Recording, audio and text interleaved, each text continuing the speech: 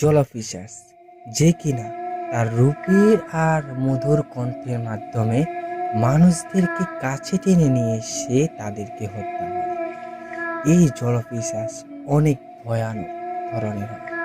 তাহলে চলো না দেরি না করে শুরু করা যাক আজকের মুভি। একটি জঙ্গলের মধ্যে অনেক শ্রমিক চলেছে তাদের গন্তব্যস্থানে যাওয়ার জন্য। তারা মাঝপথে একটি জায়গার মধ্যে একটুখানি দাঁড়ায়।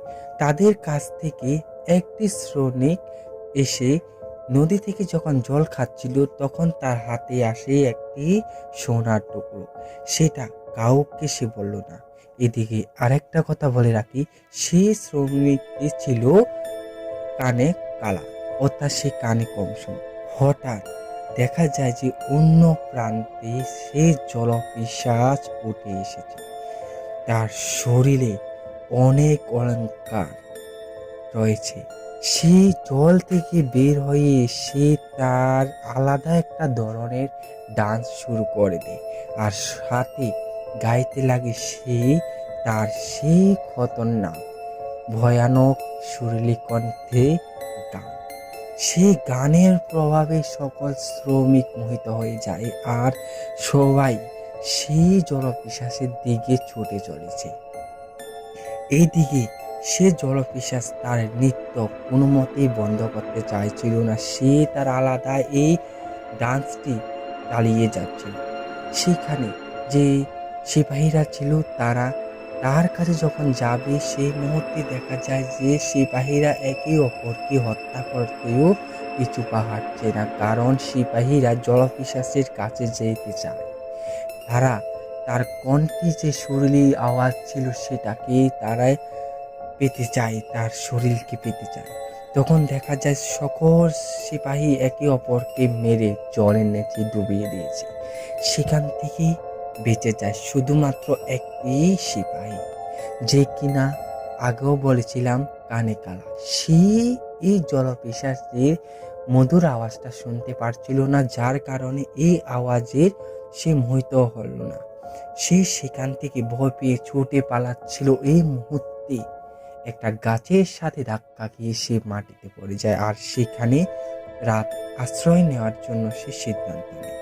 যখন রাত হলো, সে জলপিশাচ জল থেকে উঠে এসে সেই জলপিশাচ সেই লোকটির সঙ্গে ঘুমিয়ে পড়ে, এবং লোক সকাল হয় দেখা যায় যে জলপিশাচ একে দেখে একটু দূরে চলে যাচ্ছিল। সেই মুহূর্তে সিপাহী তার দেহে থাকা সোনা দানার উপরে তার লোভ পড়ে। জলপিশাচ একটি নদীর মধ্যে গিয়ে সে আগের সে ডান্স আবার শুরু করে, কিন্তু কোনো মতেই সে সিপাহীর উপর কোনো প্রভাবে পড়ছিল না। জলপিশাচ বুঝতে পারে যে হয়তো এই ব্যক্তি আমাকে ভালোবাসে। জলপিশাচ সে ব্যক্তির কাছে যায় এবং ভালোবাসা নিতে চায়। সেই মুহূর্তে সিপাহী কি করে তার শরীর থেকে যে সোনার অলংকার ছিল সেইগুলোকে খুলতে চেষ্টা করে, আর জলপিশাচ যে মুহূর্তে তাকে কিস করবে সেই মুহূর্তে দেখা যায় যে জলপিশাচের ঠোঁটের মধ্যেও ডায়মন্ড ছিল, যার মাধ্যমে সিপাহীর ঠোঁট কেটে যায়। এখন সিপাহী কোনো মতে তাকে কিনারায় নিয়ে এসে তাকে বেহোশ করে তার দেহ থেকে সোনাদানা লুট করে নেয়। জলপিশাচের দেহ থেকে বের হয়ে আসা সেই রক্ত নদীর জলের মধ্যে মিশে যায়। সিপাহী কিছু দূর যাওয়ার পর আর বুঝতে পারে যে পিপাসা পেয়েছে। তখন সে চলে যায় নদীর কিনারায়, এবং সেখান থেকে যখন সে জল পান করে সে বুঝতে পারে যে সে এখন তার কানে শুনতে পাচ্ছে। এখন সিপাহী সবকিছু শুনতে পাচ্ছে, আর জলপিশাচ আগের মতো তার কণ্ঠের আওয়াজ বের করে নৃত্য করতে শুরু করে দেয়। এবার সিপাহী যখন কানে সবকিছু শুনতে পাচ্ছে, এখন পিশাচের সে মধুর কণ্ঠের আওয়াজে সে মোহিত হয়ে যায়, আর জলপিশাচের কাছে যেতেই সে আবার জলাশয়ে নদীর জলে তলিয়ে যায়। এখানে মুভিটা সমাপ্ত।